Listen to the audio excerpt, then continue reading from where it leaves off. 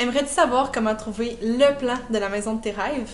Après cette vidéo-là, tu vas être capable de savoir tes besoins parfaitement grâce à ces 8 étapes faciles. Mais juste avant, va télécharger le cahier de projet qui va être le premier pas vers la réalisation de ton projet. Je m'appelle Alison Et moi, Amélie. et on est conceptrice architecturale pour Gestion Épure. Notre objectif, c'est vraiment de rendre la construction écologique beaucoup plus simple et plus accessible pour que toi aussi, tu puisses faire une différence au quotidien en ayant une maison qui a une moins grande empreinte écologique. D'abord, pour les 8 étapes, on commence avec le pourquoi. Donc, pourquoi tu fais ce projet-là? Est-ce que c'est pour faire ta famille, par exemple, ou simplement pour revendre? Ça va avoir une grosse incidence sur le début. Ensuite, tu dois te demander pour qui cette maison-là va être construite. Donc, qui est-ce qui va vivre avec toi? Est-ce que tu as des enfants? Est-ce que tu prévois en avoir? Ou est-ce que tu prévois peut-être inviter tes parents à venir vivre avec toi pour faire une maison bigénération, par exemple? Donc, c'est une étape très importante, ça aussi. Ensuite, tu peux passer au où. Donc, où ta maison va être construite? Est-ce que tu as déjà trouvé ton terrain? Est-ce qu'il y a des normes spécifiques à ce terrain-là? Des vues, une topographie? C'est quoi l'orientation en fait du terrain? Ça, c'est vraiment une étape très importante pour choisir un plan adapté à ton terrain.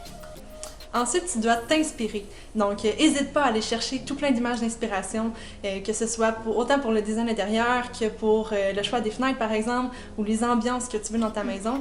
Donc, tout ça va faire en sorte que tu vas mieux choisir une maison qui va être adaptée pour toi. Et ensuite, tu es rendu à l'étape de tes besoins. Fait qu'en gros, vas-y, puis faut pas que tu aies de fil. Fais juste écrire tout ce que tu penses. Donc, combien de chambres, combien de salles de bain, est-ce que tu veux une aire ouverte, est-ce que tu veux un patio couvert, par exemple. Fais juste écrire tout ce que tu penses avoir de besoin.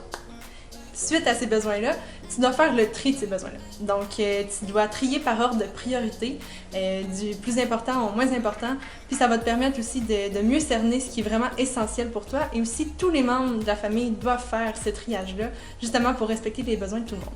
Et ensuite, pense à l'avenir.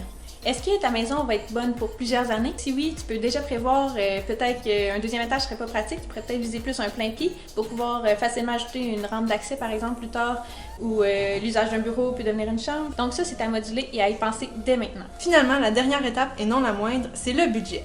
Donc, plus tu as de besoins et plus ton projet va te coûter cher. C'est pour ça que c'est vraiment important de bien cerner ce qui est vraiment essentiel à ta maison. Et aussi, une solution qui pourrait être vraiment très bénéfique, c'est d'opter pour une maison qui est évolutive. Donc, de construire le cœur de la maison en premier, ce qui est vraiment essentiel pour vivre. Puis ensuite, plus les années passent et plus les ressources sont disponibles, bien, vous pouvez ajouter des composantes à la maison. Donc, il y a un garage, une serre et compagnie. Puis, voilà. Okay, en gros, si tu peux viser la simplicité au maximum et ensuite faire des choix durables et aussi performants, ça va t'aider à avoir une maison vraiment adaptée à tes besoins, puis aussi qui aura une bonne incidence sur ta famille, sur la santé et sur l'environnement.